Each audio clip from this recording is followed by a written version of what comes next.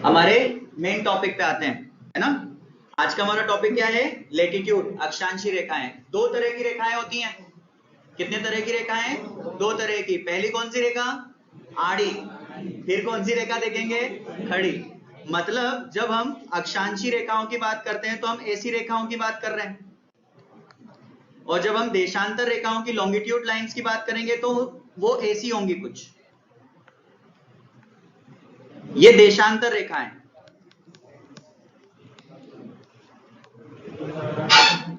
Longitudes. कैसी line है? Longitudinal lines हैं। और ये कैसी लाइन है? लेटिट्यूडनल लाइंस है, अक्षांशीय रेखाएं। इनके बारे में कुछ बेसिक फैक्ट। सबसे पहले तो इनकी प्रकृति कैसी है? ये हॉरिजॉन्टल है। कैसी है? हॉरिजॉन्टल। और वो भी कैसी? इमेजिनरी। वास्तविकता में पृथ्वी पर है नहीं, ये हमारी सुविधा के लिए हमने ड्रॉ की है। बेसिकली मानचित्र पर, मैप पर हमने इन्हें ड्रॉ किया है, ग्लोब पर हमने ड्रॉ किया है। तो इमेजिनरी हॉरिजॉन्टल लाइंस को, काल्पनिक क्षैतिज रेखाओं को क्या कहा जाता है? अक्षांशी रेखा कहा जाता है, लेटिट्यूड्स कहा जाता है। कोई दिक्कत इसकी परिभाषा में? कोई भी अगर पूछे कि क्या होती है अक्षांशी रेखाएं, तो अब ऐसे तो जवाब नहीं दोगे ना। आड़ी रेखा, खड़ी रेखा, ठीक है। फिर रेखा जी नाराज हो जाती है, वो बॉलीवुड वाली। फिर इन्हें पैरेलल्स भी कहा जाता है। क्या कहा जाता है? पैरेलल्स। पैरेलल मतलब समझते हैं आपने, मैथ्स में इतना बेसिक तो समझा है कि जब दो रेखाएं एक दूसरे के समांतर होती हैं, मतलब वो एक दूसरे को कभी नहीं काटे, भले इनको लेके जाओ, हाँ किधर भी ले जाओ, ये कभी भी एक दूसरे को प्रतिच्छेद करेंगी, इंटरसेक्ट करेंगी क्या? नहीं। तो ऐसी लाइंस को हम क्या कहते हैं? समांतर रेखाएं कहते हैं। तो ये गुण किसमें होता है? अक्षांशी रेखाओं में होता है, इसीलिए इनका नाम क्या पड़ गया? समांतर रेखाएं, पैरेलल्स। तो पैरेलल्स किसे कहा जाता है? अक्षांशी रेखाओं को। कोई दिक्कत यहां तक? फिर आपसे क्या पूछा जाता है? इनके बारे में एक बेसिक फैक्ट, ये मानचित्र पर कैसी होती हैं और ग्लोब पर कैसी होती हैं। तो इनकी प्रकृति अलग अलग है। मानचित्र पर इनको आप देखेंगे तो बिल्कुल सीधी रेखाएं होती हैं ऐसे, पर जब आप इन्हें ग्लोब पर देखेंगे तो ग्लोब 3D रूप है किसका? पृथ्वी का। तो उस पर आपको ये दिखाई देंगी कुछ ऐसे, वृत्त के रूप में। और ये वृत्त ऊपर जाते जाते, नीचे जाते जाते कैसे होते जाएंगे? छोटे होते जाएंगे। तो अगर आपसे पूछा जाए कि सबसे बड़ा वृत्त कौन सा है, तो यही है 0 डिग्री वाला। 0 डिग्री वाला ही सबसे बड़ा वृत्त होता है। 0 डिग्री को हम क्या कहते हैं? भूमध्य रेखा, इक्वेटर कहते हैं। सबसे बड़ा वृत्त वही होता है, उसके बाद तो वृत्त का आकार छोटा होता चला जाता है और ध्रुवों पर जाके वृत्त नहीं बन पाते। क्या बनते हैं? केवल डॉट्स, ठीक है। फिर अक्षांशों की संख्या पूछी जाती है कि नंबर ऑफ लेटिट्यूड्स कितने हैं। तो अब ध्यान से याद रखना, अगर मैप पे पूछेगा और ग्लोब पर पूछेगा तो नंबर अलग आएंगे। अगर ग्लोब पे पूछेगा तो नंबर क्या हो जाएगा? 179। और अगर मैप पे पूछी जाएगी तो, पर अगर कुछ भी ना दिया हो कि ग्लोब पे के मानचित्र पर, तो 181 के साथ ही जाइएगा, माना जाता है कि मानचित्र की बात कर रहा है, ठीक है। तो नंबर ऑफ लेटिट्यूड्स, अक्षांशी रेखाओं की संख्या कितनी है? 181 रहेगा यार। प्लस दो अक्षांशी रेखाओं को हमने कैसे खींचा है? तो देखिए 0 डिग्री, फिर 1 डिग्री का एंगल लिया, फिर 1 डिग्री इधर बढ़ाया, इसे नाम दे दिया उत्तर, इसे नाम दे दिया दक्षिण। फिर 2 डिग्री उत्तर, 2 डिग्री दक्षिण। ऐसे हम कहां तक लेके गए हैं? 90 डिग्री दक्षिण तक और 90 डिग्री उत्तर तक लेके गए। तो इन दो अक्षांशी रेखाओं के बीच की दूरी भी पूछी जाती है आपसे, कहीं पे भी नाप लो आप, 111 किलोमीटर आएगी। कितने किलोमीटर? 111 किलोमीटर। तो आपसे पूछा जाता है दो अक्षांशी रेखाओं के, दो समांतर रेखाओं के बीच की दूरी कितनी होती है? तो कितनी होती है? 111 किलोमीटर। ये बेसिक फैक्ट्स हैं अक्षांशी रेखाओं से जुड़े हुए जो आपसे पूछे जाते हैं। यहां तक कोई दिक्कत नहीं है ना। अब महत्वपूर्ण अक्षांशी रेखाओं की बात करते हैं। इंपॉर्टेंट जो लेटिट्यूड्स हैं अपनी, उनकी बात करें। कितनी लेटिट्यूड्स? 5 डिग्री में अगर आप देखना चाहें तो सबसे पहले कौन सी? 0 डिग्री, फिर 23 सही 1/2 उत्तरी अक्षांश, और 23 सही दक्षिणी अक्षांश, और फिर 66 सही उत्तरी अक्षांश, और 66 सही 1/2 दक्षिणी अक्षांश। टोटल कितनी लाइंस? 5। इनके नाम आपको याद रखने हैं, है ना। तो सबसे पहले 0 डिग्री। 0 डिग्री देशांतर अक्षांशी रेखा को क्या कहा जाता है? भूमध्य रेखा। ठीक है, ये सबसे बड़ा व्रत है। कैसा व्रत है? सबसे बड़ा। फिर आता है 23.1/2 डिग्री उत्तरी अक्षांश, इसे क्या कहा जाता है? ट्रॉपिक ऑफ कैंसर, कर्क रेखा। कर्क रेखा भारत के बीचों बीच से गुजरती है 8 राज्यों से। कितने राज्यों से? 8 राज्यों से, वही कर्क रेखा है। फिर 23.1/2 दक्षिणी अक्षांश, ये था नॉर्थ, ये क्या है? साउथ। ये है मकर रेखा। कौन सी रेखा? मकर रेखा। क्या मकर रेखा भारत से गुजरती है? नहीं गुजरती। कौन सी रेखा गुजरती है? कर्क रेखा। फिर है आर्कटिक व्रत, 66.1/2 उत्तरी अक्षांश को क्या कहा जाता है? आर्कटिक व्रत। और 66.1/2 दक्षिणी अक्षांश को क्या कहा जाता है? अंटार्कटिक व्रत। आपको पता है आर्कटिक सागर उत्तर में है, अंटार्कटिक सागर कहाँ है? अंटार्कटिका महाद्वीप कहाँ है? दक्षिण में। तो इस पॉइंट ऑफ व्यू पे उस क्षेत्र को ये नाम दिए गए। अब इन 5 प्रमुख अक्षांशी रेखाओं की मदद से हम दूसरे कॉन्सेप्ट्स को भी समझते हैं। जैसे हम जोन्स को, कटिबंध को समझते हैं कि भाई कौन सा क्षेत्र उष्ण कटिबंध होता है, कौन सा क्षेत्र शीतोष्ण कटिबंध होता है, ट्रॉपिकल है कि सब ट्रॉपिकल है, वो समझ में आएगा। और साथ ही साथ आपको सोलिस्टिस, संक्रांति का और इक्विनॉक्स का कॉन्सेप्ट भी इन्हीं की मदद से समझ में आएगा। अगर आप इन रेखाओं को जानते हैं तो आप बाकी की टर्म्स को जो इससे रिलेटेड है उनको समझ सकते हैं। तो बढ़े आगे। इन्हें आप मैप में लोकेट भी कर सकते हैं। इक्वेटर ने क्या किया है? पूरी पृथ्वी को 2 भागों में बांट दिया है। यह है उत्तरी गोलार्ध,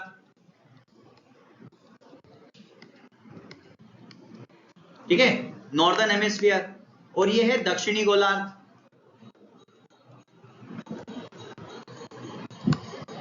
तो आपसे अगर पूछा जाए कौन सी अक्षांशी रेखा पृथ्वी को 2 बराबर भागों में बांटती है, तो कौन सी रेखा?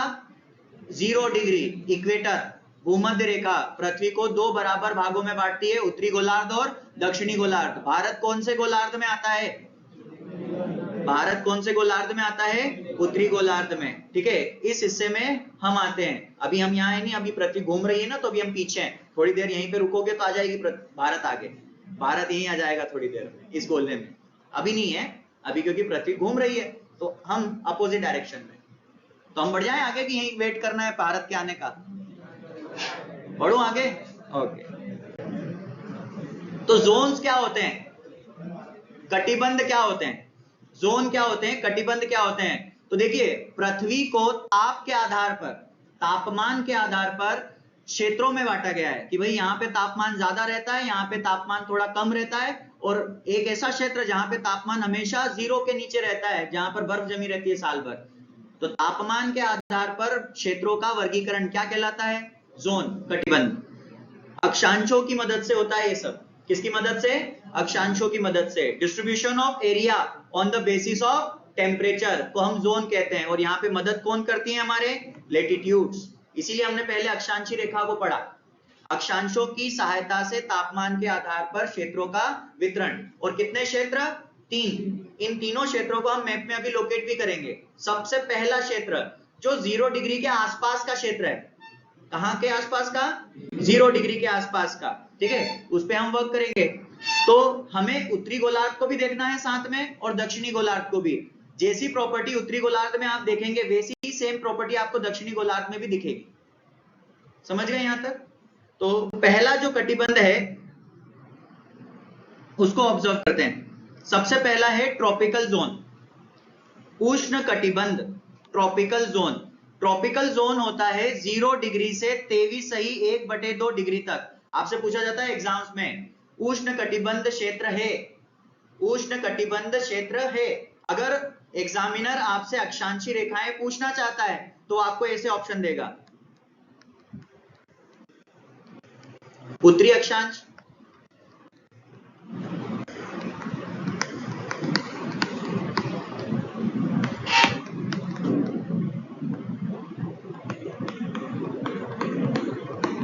ऐसे ऑप्शंस मन से बना के देगा। तो अपने को किसके ऑप्शन के साथ जाना है?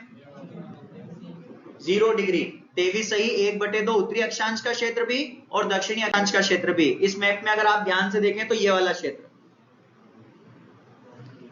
ये है कौन सा क्षेत्र? Tropical zone. क्या कहते हैं इसे? ट्रॉपिकल जोन, उष्ण कटिबंध। अब देखो नाम से ही पता चल रहा है, उष्ण मतलब गर्मी, यहाँ साल भर गर्मी रहती है और बहुत भयंकर गर्मी। इसीलिए मैंने आपको अभी थोड़ी देर पहले बताया, यहाँ के लोगों के रात में केवल क्या दिखाई देते हैं, दांत, ठीक है, ताकि वो टकराए ना एक दूसरे से, इसलिए वो दंत मंजन अच्छा करते हैं। ओके, हाँ, टॉर्च का काम भी कर लेते हैं। यहां पर पूरे वर्ष तापमान क्या बना रहता है, उच्च। तो ऐसे भी क्वेश्चन आता है, वह क्षेत्र जहां पर साल भर तापमान ज्यादा रहता है, तो ट्रॉपिकल जोन, उष्ण कटिबंध क्षेत्र, यहां पर तापमान हमेशा ज्यादा ही रहता है। जैसे अपने यहाँ मई जून में रहता है ना, वैसा तापमान आपको लगभग 6 से 7 महीने यहीं पे मिलेगा। ठंड तो पड़ती ही नहीं है, ठंड का कॉन्सेप्ट ही नहीं, तो स्वेटर के पैसे बचते हैं वहां, ठीक है। तो इसलिए वो एक्स्ट्रा खर्चा कर पाते हैं किस पे, दंत मंजन पे, ठीक है, कोलगेट वगैरह, हाँ, वो भी दंत मंजन पे खर्च करते हैं, अपना दांतों का खास ध्यान रखते हैं वो लोग, ठीक है।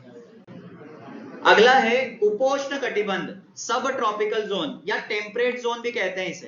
क्या कहते हैं, टेम्परेट। टेम्परेट को हिंदी में शीतोष्ण कहते हैं। क्या कहते हैं, शीतोष्ण। देखो दो शब्द हैं ये, शीत और उष्ण। शीत मतलब ठंडा, उष्ण मतलब गर्म। तो ठंडा गर्म अभी चल रहा है ना, ठंडा गर्म, रात को ठंड, दिन में गर्मी, क्लास में ठंड, बाहर गर्मी। तो ठंडा गर्म माहौल आपको कहां मिलेगा, ट्रिपल सी पे, ओ सॉरी, सब ट्रॉपिकल क्षेत्र में। कहां मिलेगा, सब ट्रॉपिकल क्षेत्र में। अब ये क्षेत्र कौन सा है, इसको डिग्री में नोटिस करें अगर, तो 0 डिग्री नहीं देखना आप, अब कहां से देखना है, 23 से। 23 सही 1/2 डिग्री उत्तर से, उत्तर तक जाना है, ठीक है। 66 सही 1/2 उत्तर तक, और फिर 23 सही 1/2 दक्षिण से। कहां तक जाना है, 66 सही 1/2 दक्षिण तक। इस मैप में लोकेट करें इसे, ये देखो सब ट्रॉपिकल जोन है ये वाला। उत्तरी गोलार्ध में अलग है और दक्षिणी गोलार्ध में अलग है, पर इस क्षेत्र की सेम विशेषता है। यहां पे साल के कुछ समय आपको गर्मी मिलेगी भयंकर वाली 2-3 महीने, और 2-3 महीने अच्छी खासी ठंड मिलेगी। इस क्षेत्र की यह विशेषता है। तो नॉर्मल टेम्परेचर रहता है, इसलिए यहां का कैसा रहता है, नॉर्मल टेम्परेचर, ना तो ज्यादा हाई ना ज्यादा लो। बढ़िया है ना, इसीलिए अपन ने यहां बनाया भारत को, नहीं तो कहीं दूसरी जगह शिफ्ट कर लेते अपने हाथ में। ओके, पहले अब भारत की स्थिति हम समझेंगे, पहले भारत जहां है ना वहां नहीं था। ये तो आप लोगों ने इतनी रिक्वेस्ट की तो मैं धीरे धीरे खिसका के यहां तक लाया हूं। बहुत मेहनत लग रही है और आप मान ही नहीं रहो, अभी भी तो खिसकाए जा रहा हूं। ओके, इस प्रिंसिपल को भी समझेंगे, महाद्वीपीय विस्थापन है ये, प्लेट टेक्टोनिक थ्योरी। कौन सी थ्योरी, प्लेट टेक्टोनिक थ्योरी, इस पे हम वर्क करेंगे आगे। तो कितने कटिबंध हो गए, 2, एक तो बहुत गर्म और एक नॉर्मल टेम्परेचर वाला। अब देखते हैं सबसे ठंडा क्षेत्र। सबसे ठंडा क्षेत्र कौन सा होता है, ध्रुवीय क्षेत्र। 66 सही 1/2 उत्तरी तथा दक्षिणी अक्षांश से कहां तक जाना है, 90 डिग्री तक, ध्रुवों तक। बस अब खत्म हो गया। ये देखो क्षेत्र, यहां पर बहुत ठंड होती है, इसको भी लग गई ठंड अभी, हाँ, इसी को भोग रहा है, इसीलिए बर्फ चिपका दी किसी ने उसको। तो यहां पर 12 महीने बर्फ जमी रहती है। कहां पर, पोलर जोन में।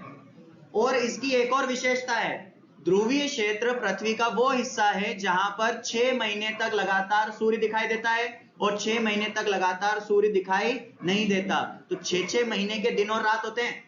कहां पर, ध्रुवीय क्षेत्र में। जैसे जैसे हम इस उत्तर की ओर बढ़ते हैं या दक्षिण की ओर बढ़ते हैं, आप ये चीज नोटिस करेंगे, दिन और रात की अवधि बढ़ती जाती है। कुछ जगहों पर तो 1-1 महीने के दिन और रात होते हैं। नॉर्वे का नाम सुना है आपने ज्योग्राफी में, नॉर्वे को कहा जाता है लैंड ऑफ मिडनाइट सन। 1 महीने तक लगातार 24 घंटे तक सूर्य दिखाई देता है। कहां पर, नॉर्वे में। रात को 12 बजे भी आप देखोगे तो क्या दिखाई देगा, सूर्य, ठीक है।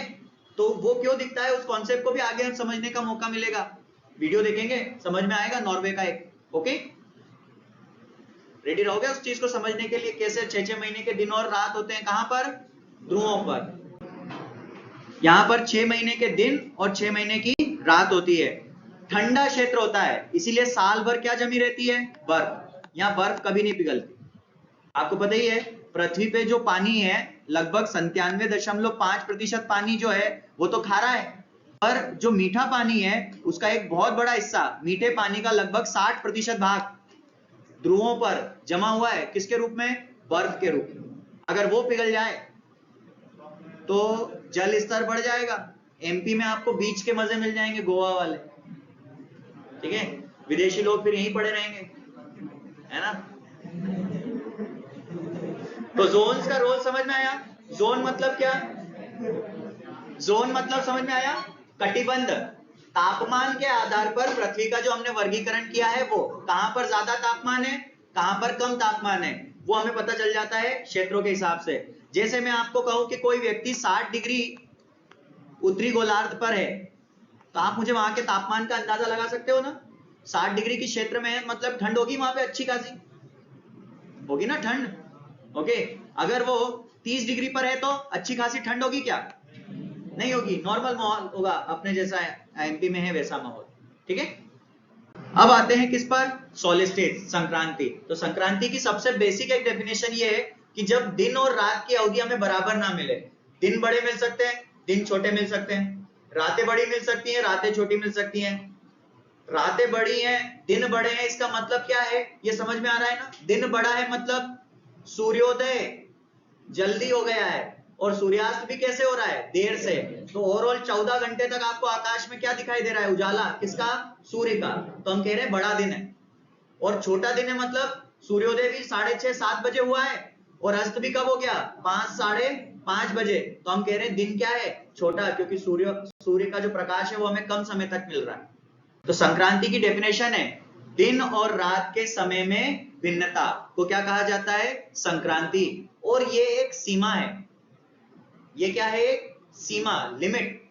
सूर्य लंबवत रहता है भूमध्य रेखा पर, कर्क रेखा पर और मकर रेखा पर। तो जब वो कर्क रेखा पर लंबवत होता है और मकर रेखा पर लंबवत होता है तो ये उसकी लिमिट है, उसके आगे नहीं जाता कभी भी। 23.1/2 उत्तरी अक्षांश के आगे सूर्य की किरणें आपको लंबवत कभी नहीं मिलेगी। लंबवत मतलब सिर के ऊपर, ठीक है, हमेशा तिरछी मिलेंगी।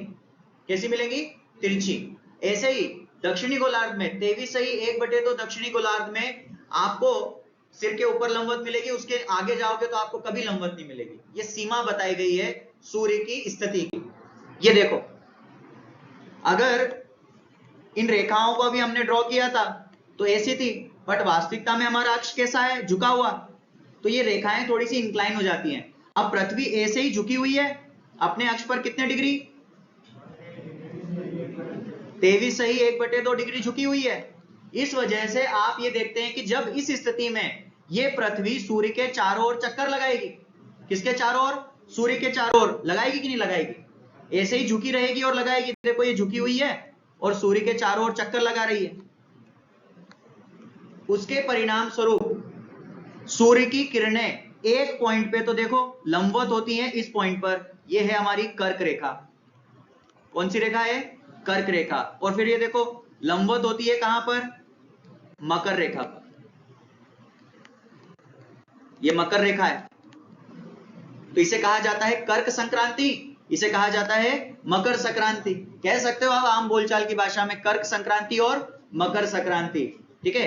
पर इंग्लिश में इन्हें क्या कहा जाता है? समर सोलिस्टिस, ग्रीष्म संक्रांति। ग्रीष्म संक्रांति, समर सोलिस्टिस क्या होता है पूछा जाए आपसे, तो क्या होता है? जब सूर्य की किरणें 21 जून को किस पर लंबवत होती हैं? कर्क रेखा पर। और कर्क रेखा की डेफिनेशन क्या है? 23.1/2 उत्तरी अक्षांश को हम क्या कहते हैं? कर्क रेखा।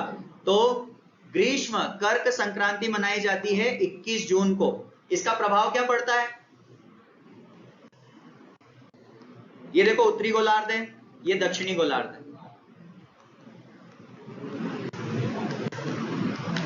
ये उत्तरी गोलार्ध है, ये दक्षिणी गोलार्ध है। इसका प्रभाव क्या पड़ता है? जब सूर्य की किरणें 23.1/2 उत्तरी अक्षांश पे लंबवत है, कर्क संक्रांति है, तो उसकी वजह से उत्तरी गोलार्ध में होता है सबसे बड़ा दिन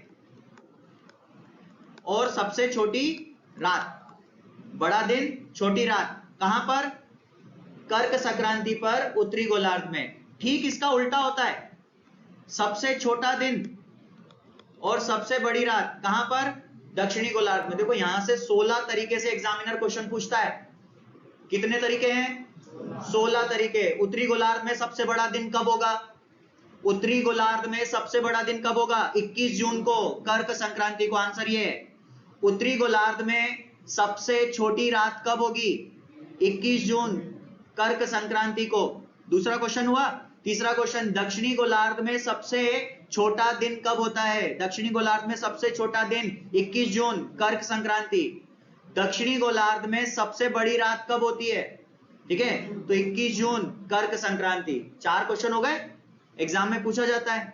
फिर इसी को हम मकर संक्रांति के पॉइंट ऑफ व्यू से भी देखेंगे। तो अभी के लिए सबसे लंबा दिन और सबसे छोटी रात कहां पर? उत्तरी गोलार्ध में। और इसका ठीक उल्टा, सबसे छोटा दिन और सबसे लंबी रात कहां ऑब्जर्व करेंगे? दक्षिणी गोलार्ध में। इस पॉइंट को बहुत ध्यान से समझिएगा, स्कूल टाइम से कंफ्यूज हो आप इस पॉइंट में। समझ गए? वही पेरिलियन और एपीलियन में गर्मी क्यों नहीं पड़ रही थी उत्तरी गोलार्ध में? क्योंकि हम दूर थे। किससे? सूर्य से। हम मतलब उत्तरी गोलार्ध के लोग, दक्षिणी गोलार्ध के लोग पास होते हैं 4 जुलाई मतलब 4 जनवरी को। बहुत भयंकर गर्मी पड़ती है। कहां पर? दक्षिणी गोलार्ध में, क्योंकि वो इस कॉन्सेप्ट में रहता है। ये देखो, अब सूर्य की किरणें लंबवत है कहां पर? मकर रेखा पर।